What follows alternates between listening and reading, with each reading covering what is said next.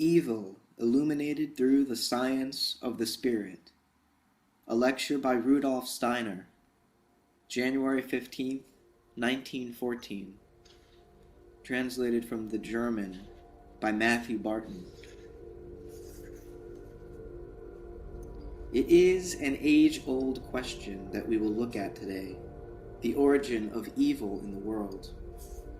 And although many people nowadays will consider it has been amply dealt with, the human soul will not feel satisfied with the answers that have been given, but will return again and again to ponder the problem.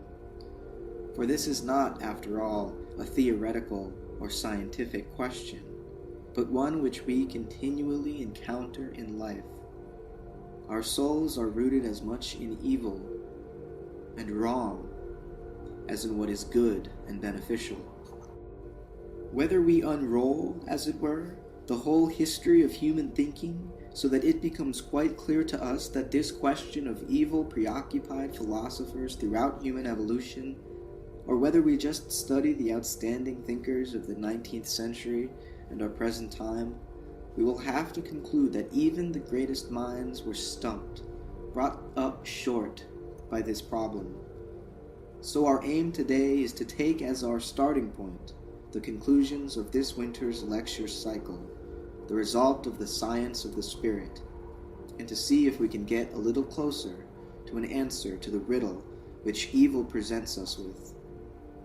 I intentionally say a little closer, for the nature of this particular question should remind us that spiritual science not only opens perspectives to us which are closed to outer science, but also gives us a certain humility. Posing the loftiest questions is easy when starting out on a search for knowledge, but we may, even after prolonged and genuine striving, only manage to take the first few tentative steps, perhaps only catch a glimpse of the path which can gradually lead us toward an answer. Allow me to start by trying to show how deeply this question affected the hearts and souls of important thinkers through the ages. I could go a very long way back, but for the time being, let us look at those philosophers from the centuries before Christianity was founded in Greece, the Stoics, that remarkable group of thinkers who based their views on the teachings of Socrates and Plato. They tried to discover how someone should behave who wishes to live in a way which corresponds to his inmost being, to the destiny which is his and which he affirms. This was the fundamental question that the Stoics pondered, and the answer, the image that dawned upon them as an ideal for such a person, was that of the wise man. It would lead us too far to go into detail about the precise nature of this ideal and how it was connected with the outlook of the Stoics. But keep in mind their perception that the aim of human evolution was to increasingly unfold and develop as self-aware ego beings, that it was the task of humanity to work toward this state. A Stoic philosopher believed that the ego, which enabled the human being to enter into the world with full clarity, could be clouded or numbed, and that this happened when someone allowed his emotions to work too strongly into the subtle interplay and fabric of his capacity for picturing and sensing. The Stoic thought that allowing the clarity of one's ego to be overwhelmed, to be muddied in the passions and emotions, was a kind of spiritual impotence, and that therefore one should subdue passion and emotion in the human breast and strive for peace and equilibrium. It is apparent then that the Stoics had some inkling of the first steps, such as have been often described here, of the path to a perception of the world of spirit, steps which depend on subduing the wild tempests of passion and emotion which otherwise clouden and weaken the spirit. They were aware that only then can clarity of soul and powers of perception coalesce out of the whole realm of soul experience. it was particularly this aspect of Stoicism, rather overlooked in most studies of the history of philosophy, that I wanted to emphasize in the new edition of my book, The Riddles of Philosophy. The Stoics' ideal of the wise man embodied this capacity for conquering and subduing passions and emotions. And the person who develops this kind of wisdom and so unites himself with cosmic evolution perceives, as the Stoics perceived, that this evolution has the capacity to make him part of itself, so that his own wisdom mingles with and is subsumed by the flowering streams of cosmic wisdom. So whenever people ask themselves how the human self can be integrated into the whole structure and fabric of the universe, another question arises. How can the evil that is active in the breadths of the cosmos and that can oppose human striving for wisdom be compatible with the cosmic wisdom which the human being must assume to exist if he is to submerge himself in it?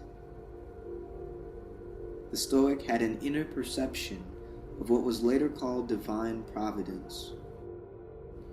So how did he combine these two opposing aspects of evil and wisdom?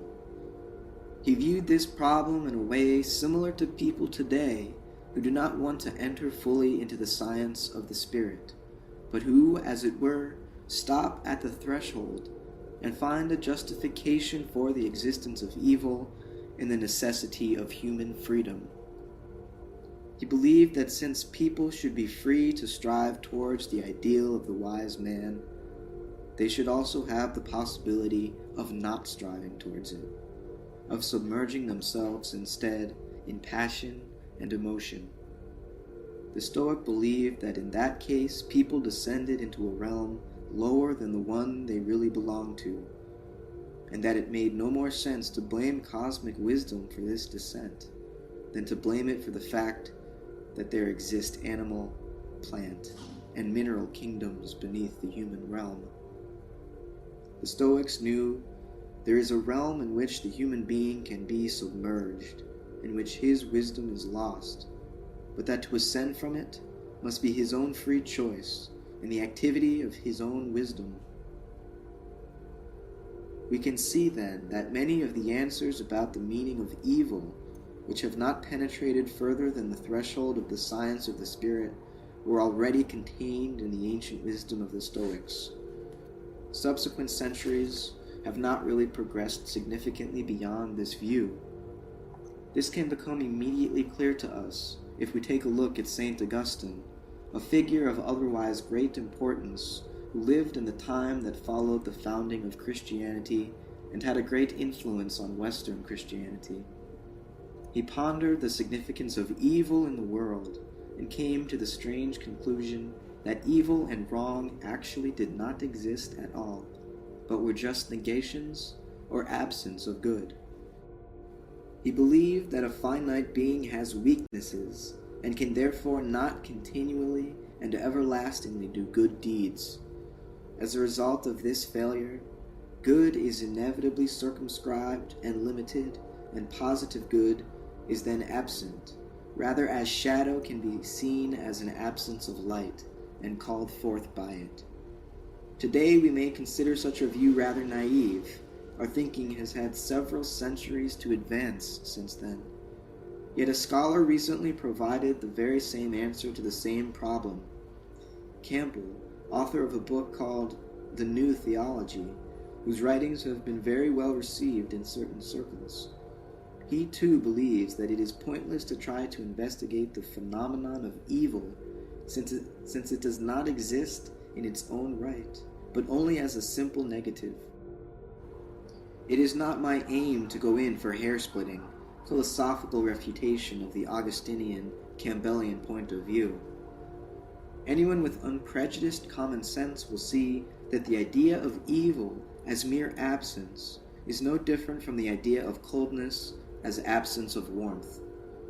Yet, if we didn't put on a warm overcoat in cold weather, we would soon have a positively real experience of this negative quality, this absence.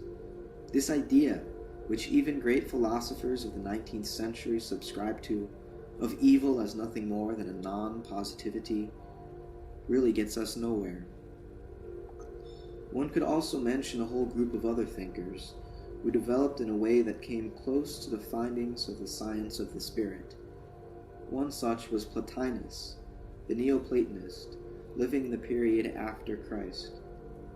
But there were also many others who pondered the nature of evil and wrong in the world and saw it in terms of the combined physical and spiritual composition of the human being.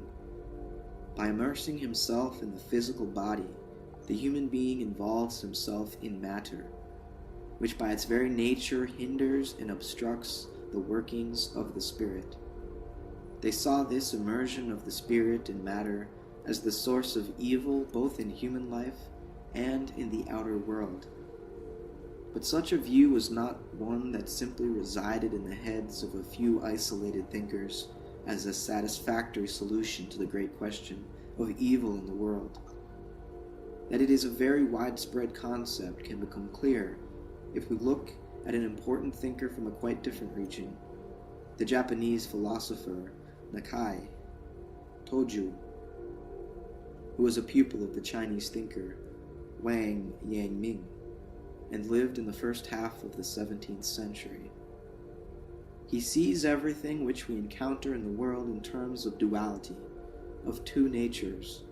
The one, Ri, he looks up to as a realm of spirit in which the human soul participates.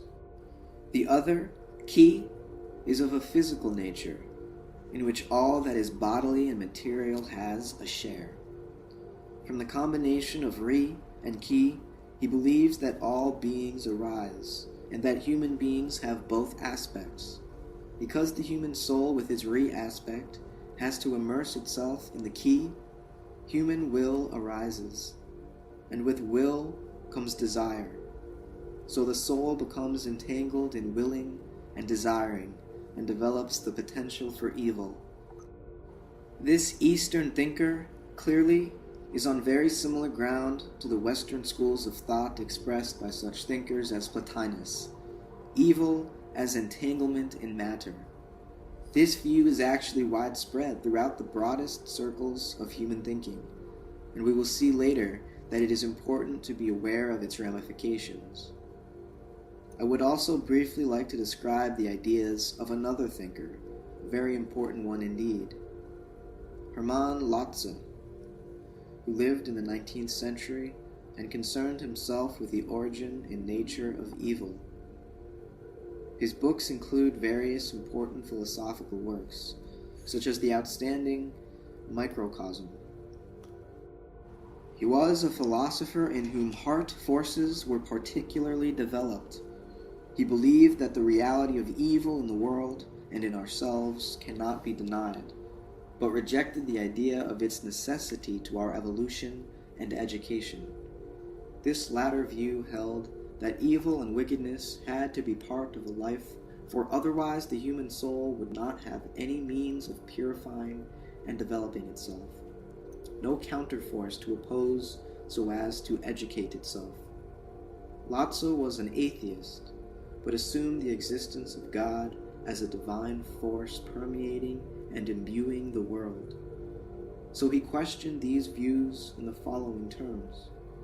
If we assume that God needed evil and wickedness to enable us to develop and gain freedom of soul, this could only happen through our own inner work, through having our own inner experience of developing and distancing ourselves from evil, so that we could eventually become self-aware, conscious of our true being and worth. But, he said, what about the animal kingdom, in which we see evil and wrong manifest in many ways? In the animal kingdom, we can find all sorts of acts of cruelty, which if they enter human life become the most dreadful depravity and vice. But education cannot be cited as a real possibility for the animal kingdom. One cannot re-educate animals' instincts. So Lotze rejected this idea. In particular, he drew attention to the fact that the education view contradicted the idea of God's omnipotence, for it would only be necessary to develop from a worse to a better condition if the worse was already originally present, rather than an indictment, it seemed to him, of God's creation. Instead, Lotze wondered whether it might be more valid to assume, like certain other thinkers, not that evil, wrong, and wickedness are present as a result of the conscious will and power of God, but that they are simply given, that they are connected with the world in the same way that 3 angles adding up to 180 degrees is connected with a triangle. Any world which God wished to create would in this version have to be based on what was already a reality independent of him. Evil and wrong, as constituent parts of the universal fabric, would have to be inherent in God's creation. But Lotze also rejected this idea. It was, he felt, an even more drastic curtailment of the workings of the divine. For if we look carefully at the world and its laws and phenomena, it would actually seem quite possible to imagine a world without evil. Evil, which infringes our real freedom, must be thought to be caused by the free, arbitrary intention of the divine. I could pursue this train of thought, which Lotze and other thinkers, I have only cited Lotze as one example and type of philosopher, developed in response to the problem of evil, but it is the conclusion which Lotze came to that is important for us. He rejects the German philosopher Leibniz, who had written a theodicy, a justification of the presence of evil in God's plan, and who adopted the view that this was the best of all possible worlds, even though much evil exists. Leibniz said that if this was not the best possible world, then God must either not have known anything better, which violates the idea of his omniscience, or he must not have wanted to create a better, which is a breach of his all-graciousness. Or he must have been unable to create a better, which renders void the idea of his omnipotence. Since Leibniz believed that our thinking cannot accept that these 3 principal qualities of God can be violated, he assumed that this must be the best possible world. Lotze countered that it was not possible to speak of God's omnipotence if one attributed evil and wrong to a divine source, and that therefore Leibniz had only salvaged for himself this teaching of our world being the best possible by limiting God's omnipotence. Lotze thought that there was a way out of this impasse. In the broad span of the cosmos, he believed that order and harmony reigned, and that evil was only apparent in particular and specific details. What does it mean, wondered Lotze, if this is the case, if the whole universe is actually ordered and harmonious, yet evil and wrong appear everywhere, like black specks in specific individual contexts? His conclusion was that the existence of both evil and good must be due to a divine wisdom that we cannot fathom. Therefore, we must accept that the problem of evil represents a threshold to our powers of perception beyond which we cannot go. There must in this view be a wisdom beyond human wisdom and understanding, which has a use and justification for evil. Lotze therefore transposes understanding of evil and wrong into an unknown, inaccessible world of wisdom. This may all appear rather pedantic and convoluted to many, but I wanted to show what cudgels philosophers have taken up to beat a path towards understanding evil, and how puny and unsuitable these weapons have actually proved in the attempt to solve a riddle which we are faced with at every turn of our daily lives. There are other thinkers as well who tried to get a bit further than Plotinus by tapping into the deep sources of existence, which can actually only be done by developing the soul to a higher capacity of perception. Such a thinker was Jacob Boehme. Few people now wish to study his ideas, formulated in the 16th and 17th centuries, though he is considered something of an interesting curiosity. Boehm tried to penetrate the depths of the world and its phenomena to the extent of feeling a kind of theosophy, a kind of divinity dawn within his soul. At the same time, he tried to find ways of tracing evil and wrong back to a source in the deep underground springs of the world, of sensing that they are not just something negative, but rooted in the very fabric of the world and our humanity. Boehm sees divine being as something within which differentiation must arise. You have to get used to his way of expressing things. A being, he thought, which simply allows his activity to stream out into the world, could never manage to become aware of itself. This activity has to encounter some opposition, come up against something else. A small example of this occurs every morning when we wake up. We are then to some degree capable of unfolding our soul and spirit activity out of the unbounded depths of our soul and spirit.